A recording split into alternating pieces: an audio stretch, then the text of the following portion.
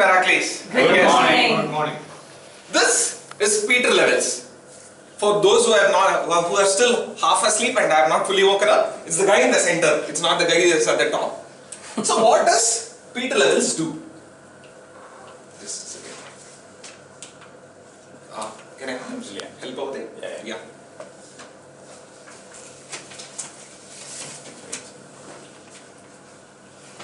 Sorry, I'm running into difficulties. So, Peter Levels, he describes himself as the maker of multiple web apps. And he likes to bootstrap some projects, build them as side projects, and build businesses out of them.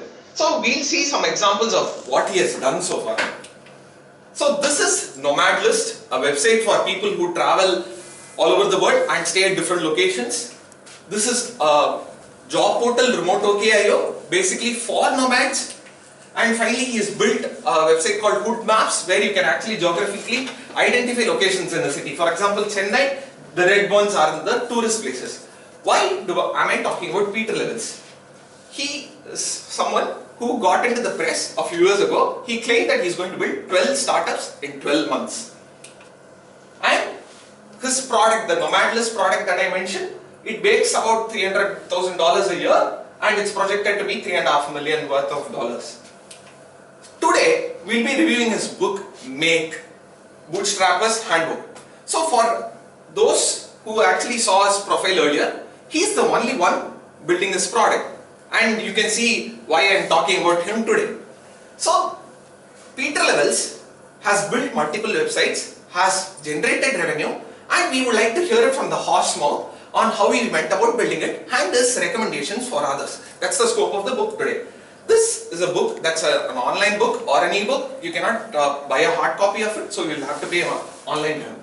So he is very popular on Twitter. That's how I got to know him multiple years ago. And he also has YouTube videos that discuss this. So the book is about $15. For those who do not want to get deep into the book, you can also find a YouTube video where he summarizes this in an hour or so. Getting into the book. The book talks about multiple different things that one needs to execute when you are a solo individual. And this is mainly meant for people who are interested in building a software business online. It's going to be very different if you are, say, setting up a factory where you need capital and other things. These are some basic principles that he's going to talk about in the book. And my review of the book is going to contain some little summaries on each part of it.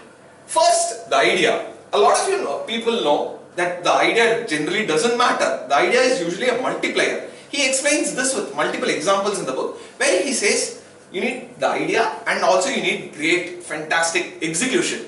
And he kind of like shows, hey, an idea is important. He provides multiple examples of different ideas, but how poorly executed, you will not make enough revenue or gain enough traction or product market fit. And he says even with some simple ideas, you can gain huge traction in the market. So how does one come up with ideas? This is a question all of us have been asking. All of us have been reading books. All of us have been watching videos, have been listening to others. My general principle is when I listen to someone or read something, it has to be immediately useful for me. Which is why I like this book, to be honest. He says to be an idea, look into the problems into your life. And if you find that you don't have enough problems in life or you are not able to find enough convincing ideas, become a more original person. So he says if you want to have original ideas, go do something, go party somewhere, go do things that you have never done before. Try doing different things for you to get different ideas. So each section I just noted down the biggest quote that had an impact on me, and this is how he puts it. Be more originals and your ideas will be original. So generally an idea need not be very big. You do not want to change the world. You can start off very small, and he says a good idea is something like a lightning. A lightning forges its way forward, but if necessary, if you do not want to go extend your business in a direction, you can always change directions or go back. So he emphasized the concept of choosing a very small niche idea and then building up forwards from that.